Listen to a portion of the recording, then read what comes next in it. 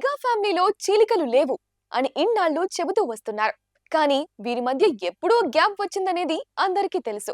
ముఖ్యంగా చిరంజీవి, అల్లు అరవింద్ మధ్య కూడా గ్యాప్ వచ్చిందనేది నిజమంటారు కొందరు. కాకపోతే మీడియా ముందో పబ్లిక్ ఫంక్షన్స్ లోనూ కలిసి ఉన్నట్టుగా ఉంటారు. అదే సందర్భంలో ఏదైనా ఇంటర్వ్యూస్ లో, ప్రెస్ మీట్స్ లో ఈ విషయం గురించి అడిగితే అదేం లేదంటారు. పైగా అదంతా మీడియా సృష్టి అంటూ దాటివేస్తారు. బట్ ఆంధ్రప్రదేశ్ ఎన్నికలు ఈ కుటుంబం మధ్య చీలికను స్పష్టంగా చూపించింది. ముఖ్యంగా అల్లు అర్జున్ నంద్యాల వెళ్లి వైసీపీ క్యాండిడేట్ కు సపోర్ట్ చేయడంతో ఇప్పటి వరకు ఉన్న ఇష్యూ పెద్దదైంది. నాగబాబు చేసిన ట్వీట్ ఆ గొడవకు ఆజ్యం పోసింది. కట్ చేస్తే అప్పటి నుంచి అల్లు అర్జున్ ను పవన్ ఫ్యాన్స్ తో పాటు మెగా ఫ్యాన్స్ కూడా ఓ రేంజ్ లో ట్రోల్ చేస్తున్నారు. అల్లు అర్జున్ నంద్యాల వెళ్లడం కంటే కూడా జనసేన గురించి ఏం చెప్పలేదు అనేదే అసలు సమస్యగా పైకి కనిపిస్తోంది.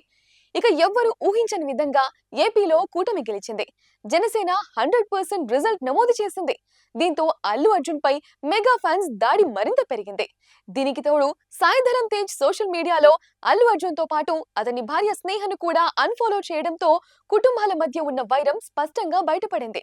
అరవింద్ రంగంలోకి దిగి ఏదైనా సర్ది చెబితే కుటుంబాల మధ్య సయోధ్య కుదురుతుందేమో కానీ ఫ్యాన్స్ మాత్రం ఖచ్చితంగా సోషల్ మీడియా వేదికగా ఆడుకుంటారు. బట్ ఇప్పుడు మెగా ఫ్యామిలీలో ఆపరేషన్ అల్లు అర్జున్ అనేది సాగుతోందనేది క్లియర్ గా తెలుస్తోంది. ఇప్పుడు సాయి ధరమ్ తేజ్ నెక్స్ట్ మరో హీరో ముందుకు వస్తాడు అనడంలో డౌటే లేదు. సో ఇక ఆ కుటుంబంలో అల్లు అర్జున్ ను ఇప్పట్లో కలవనివ్వరు అనేది ఓపెన్ గానే అర్థమవుతోంది. ఇది అతని నెక్స్ట్ మూవీ పుష్ప 2 పైన భారీ ప్రభావం చూపిస్తుందనే అంచనాలు ఉన్నాయి. ఇక ఇటు ఎన్టీఆర్ స్టోరీ వేరే. అతనేమో కుటుంబంతో కలవాలని ఆరాట పడుతుంటాడు. వాళ్ళు కలవనివ్వరు అంటారు కొందరు.